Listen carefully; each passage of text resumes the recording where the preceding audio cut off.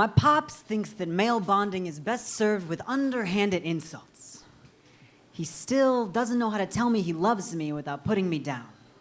My pops is still stuck on having 3 beautiful daughters.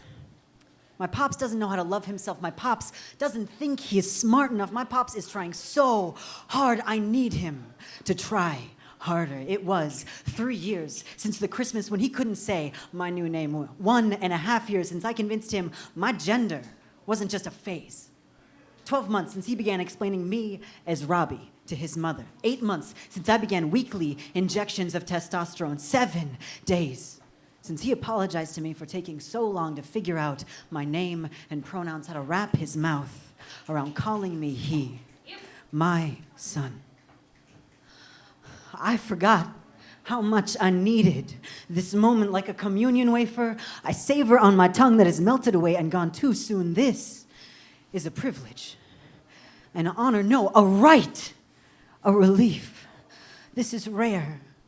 Not as rare as it used to be. We still need to gather each November to mourn our too many trans siblings who have been oppressed, distressed, suppressed all the way down into the grave. But there is a slow, creeping hope. I find it in every parent who understands that their child's gender identity doesn't need to be justified. In each day, my friends who are trans choose life over suicide. And for every transgender teen who gets crowned prom royalty, I feel one step closer to overcoming our lower life expectancy, my son. On December 27th, 2013, my father took out the ties from his closet, passing them to me in gathered handfuls. As I lay them on the bed, he said, "Pick some."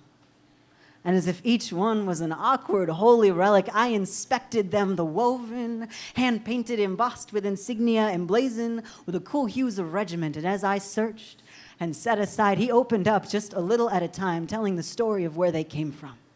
A Texas thrift shop, an old girlfriend, a gift given to my grandfather for getting on a rich man's boat. Gifts and hand-me-downs and handmade by a relative, each of them held memories. And as the pile dwindled, a conservatively detailed tie was lifted into my hands, and he said, "Well, I suppose this one doesn't have a story, except I bought it once, and now I'm giving it to my son."